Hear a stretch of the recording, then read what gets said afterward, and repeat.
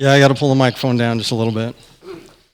Hi, I'm Dr. Sean Brodale from Doctors Responsible Gun Ownership, and yeah, I'm going to talk a little bit about research done this year by medical professionals on gun violence. First, I'm going to start out with a quote from the AMA Journal of Ethics, a section titled Gun Violence and Trauma Surgery. Mass shootings account for less than 1% of all gun-related deaths in the U.S. You wouldn't know it. The way they only react when there is a mass murder. They ignore the daily toll of gun violence in Chicago and all the other big cities for that less than 1%. They go on to say that advancing gun research on gun-related injury prevention is severely constrained by the current governmental policies. Now, we all know that's not really true. I found many articles on gun violence done by medical researchers, medical schools, and other medical professionals. Quickly, here are a few of them published since last GRPC. Bolstering gun injury surveillance accuracy using capture-recapture methods. Public opinion about the relationship between firearm availability and suicide. Results from a national survey. Family firearm ownership and firearm-related mortality among young children. Comprehensive background check policy and firearm background checks in 3 U.S. states. The Dickey Amendment on federal funding for research on gun violence. Illegal dissection. Firearm, alcohol, and crime convictions for driving under the influence and other alcohol-related crimes and risk for future criminal activity among purchasers of handguns. Analysis of strength of legal firearm restrictions for perpetrators of domestic violence and their association with intimate partner homicide. California's comprehensive background check and misdemeanor violence. Should I go on? I'll spare you. But the list goes on and on and on. I could go that fast for an hour. So I did a few searches in Pubmed. And if you don't know, Pubmed is a free resource developed by the government, the National Library of Medicine. It contains over 30 million citations for biomedical technology and information. So I did a search.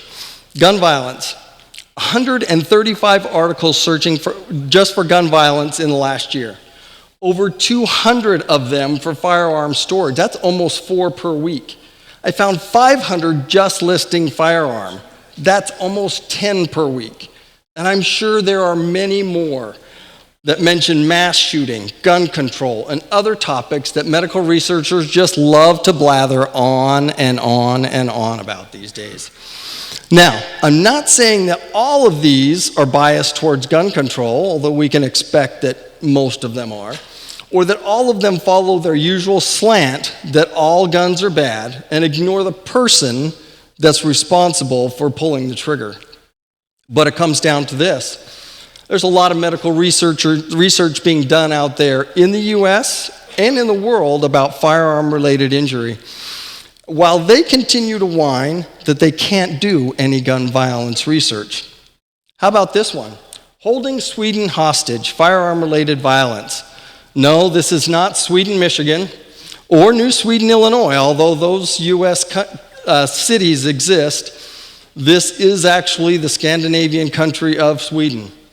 Firearm-related violence outside of the US. Now, I thought that didn't happen. You know, according to the gun-grabbing previous president of the United States, this just doesn't happen in other countries, right? Yeah, it does. And it's increasing in Sweden, a country with, by their own proclamation, with some of the world's strictest gun laws, according to this article. Now, I'll admit that Sweden has never had as high a gun rate as, say, Brazil or Mexico with the same strict gun laws. I don't believe this is because of their strict gun laws. There's many more societal and legal issues that affect the violent crime rate.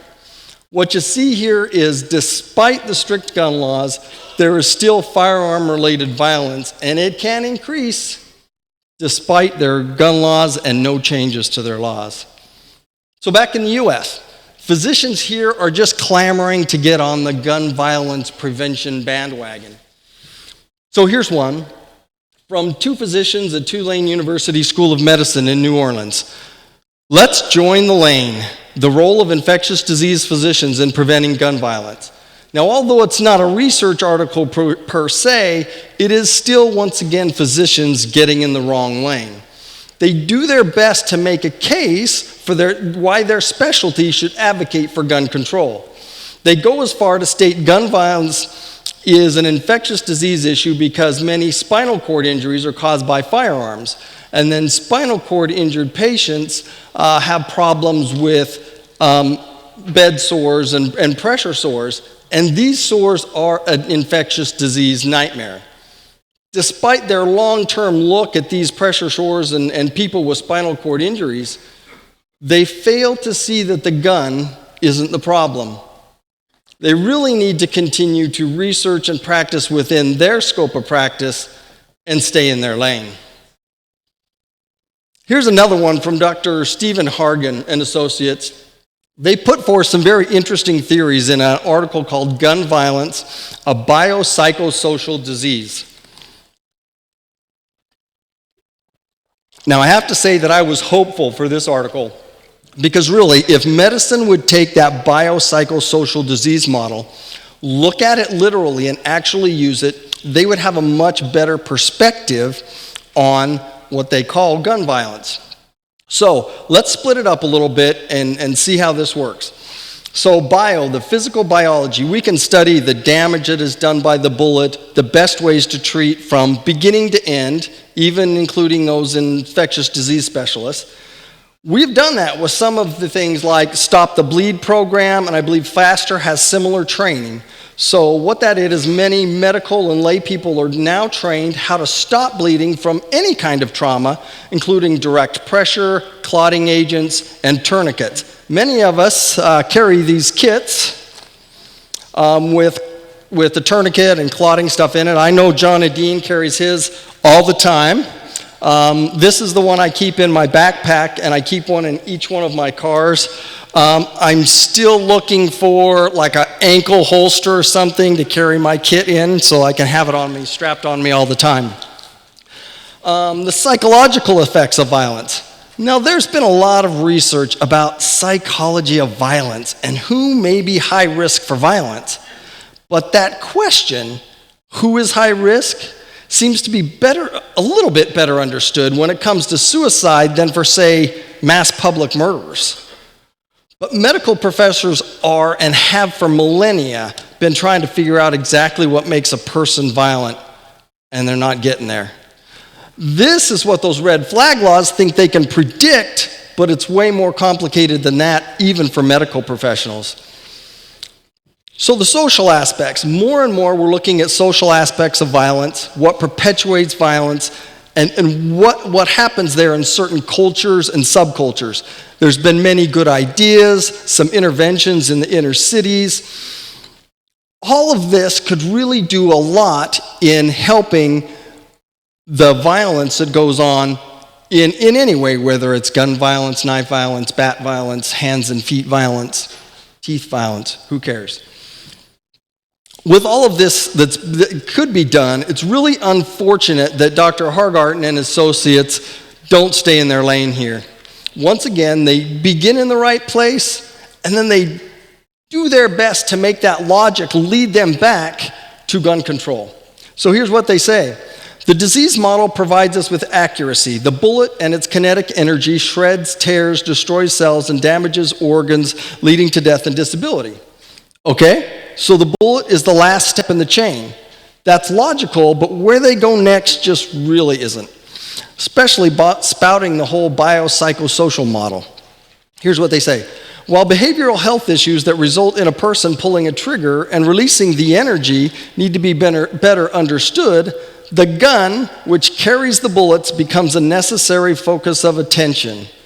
I don't think even they are listening to what they just said. The bullet causes the damage. The person that pulls the trigger needs to be better understood, but the gun is the necessary focus of the intervention. Once again, they're back to what can we do about the gun? It's hopeless. Here's an interesting study by Laura Gunn in the Department of Health Sciences at UNC Charlotte. She's got associates all over the world in this, from England, Colombia, other places. Online interest regarding violent attacks, gun control, and gun purchase, a causal analysis. Now, it tells us something that I think we already know. They used Google, course, I don't know if I'd be willing to trust Google and Google Trends to make up a study, but it comes down to this. It appears that after a violent act, people search for that violent act. They also search for gun control, and they also search for gun purchases. So they found that, of course, the violent act, that those searches seem to fade off really quickly, and after that, you've got the gun control and gun purchase searches that keep going on. What they figured out was that it's gun control talk in the media that continues on the gun control, the gun purchase searches, and keeps them going on even longer. And I think we've known this for a long time, that all of that stuff in the media gets everybody buying guns. The only problem I thought with that is if the Democrats get a hold of this and realize this research, they might tone down on the rhetoric somewhat. Nah, I've heard them lately. They're not going to tone it down. One last thing. I attended a trauma conference in Iowa in August, and first time I'd been to this conference, so I see a lecture titled Active Shooter in the Healthcare Setting. So of course I went. Of course I knew what I was getting into. And it was true. They spouted all kinds of statistics. One of the statistics that this person spouted over and over again was how many guns were confiscated when another hospital started using metal detectors in their hospitals before people came in. And I thought, okay, so people are carrying. So what? No big deal. She thought it was a big deal. But that wasn't the worst of it. Then she said something like 20% of people were getting through these metal detectors with guns. And I thought, okay, I had to ask. I was trying to be silent. I had to ask. I said, even with metal detectors, we can't stop a significant amount of firearms getting into the facilities. Why don't we just arm the people inside, right? Yeah, you know what I heard? The usual. Well, we have found that the increase in the number of firearms is a risk factor for firearm injuries, and the number of gun uses to protect someone is much less than the number of people harmed with guns every year. Yeah, I brought up all the number of people harmed is much less. All right, so 2 million defensive uses of firearms every year is much more than the harms that they were. She said we'll have to agree to disagree. The only thing I disagreed on is that we got to stop hiding the research, and we've got to look at it all, and we've got to start doing good research. So despite some good articles, we still have a lot against us, and there's still a lot of medical professionals out there with a lot of opposition. Just remember, DRGO is always here to counter the bias pseudoscience put out by the anti-gun medical professionals and stand up for your right to self-defense.